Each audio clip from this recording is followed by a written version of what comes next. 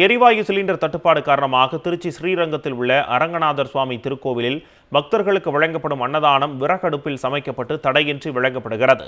108 திவ்ய தேசங்களில் முதன்மையானதும் பூலோக வைகுண்டம் என அழைக்கப்படும் திருச்சி ஸ்ரீரங்கம் அரங்கநாதர் சுவாமி திருக்கோவிலில் நாள்தோறும் பொதுமக்களுக்கு அன்னதானம் வழங்கப்பட்டு வருகிறது. இந்நிலையில் தற்போது நிலவி வரும் எரிவாயு தட்டுப்பாடு காரணமாக சிலிண்டர்கள் போதிய அளவில் கிடைக்காத சூழல் நிலவுகிறது. இதனால் அன்னதான பணியை நிறுத்தாமல் தொடர்வதற்காக கோவில் நிர்வாகம் விறகடுப்புகளை பயன்படுத்த தொடங்கியுள்ளது. கொரோனா காலத்தில் கூட இத்தகைய சவால்களை சந்திக்கவில்லை என்றும் தற்போது அன்னதானம் தடைபட்டு விடுமோ என்ற அச்சமும் மன உளைச்சலும் ஏற்படுகிறது என்று ஊழியர்கள் கவலை தெரிவிக்கின்றனர். விறகு வாங்குவதிலும் சிக்கல் நீடிப்பதாகவும் ஒரு வாரத்திற்கு முன்னரே ஆர்டர் கொடுத்தால் மட்டுமே விறகு கிடைக்கிறது என்றும் தெரிவித்தனர். எனவே முன்னுரிமை அடிப்படையில் தங்கு தடையின்றி எரிவாயு சிலிண்டர் ஒதுக்கித் தர வேண்டும் என்று கோவில் நிர்வாகம் மற்றும் பக்தர்கள் சார்பில் கோரிக்கை விடுக்கப்பட்டுள்ளது.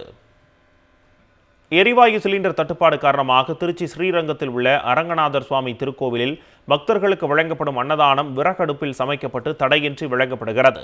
108 திவ்ய தேசங்களில் முதன்மையானதும் பூலோக வைகுண்டம் என அழைக்கப்படும் திருச்சி ஸ்ரீரங்கம் அரங்கநாதர் சுவாமி திருக்கோவிலில் நாள்தோறும் பொதுமக்களுக்கு அன்னதானம் வழங்கப்பட்டு வருகிறது.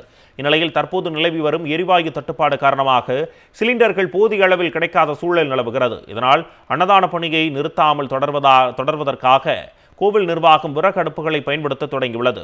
கொரோனா காலத்தில் கூட இத்தகைய சவால்களை சந்திக்கவில்லை என்றும் தற்போது அன்னதானம் தடைபட்டு விடுமோ என்ற அச்சமும் மன உளைச்சலும் ஏற்படுகிறது என்று ஊழியர்கள் கவலை தெரிவிக்கின்றனர். விறகு வாங்குவதிலும் சிக்கல் நீடிப்பதாகவும் ஒரு வாரத்திற்கு முன்னரே ஆர்டர் கொடுத்தால் மட்டுமே விறகு கிடைக்கிறது என்றும் தெரிவித்தனர்.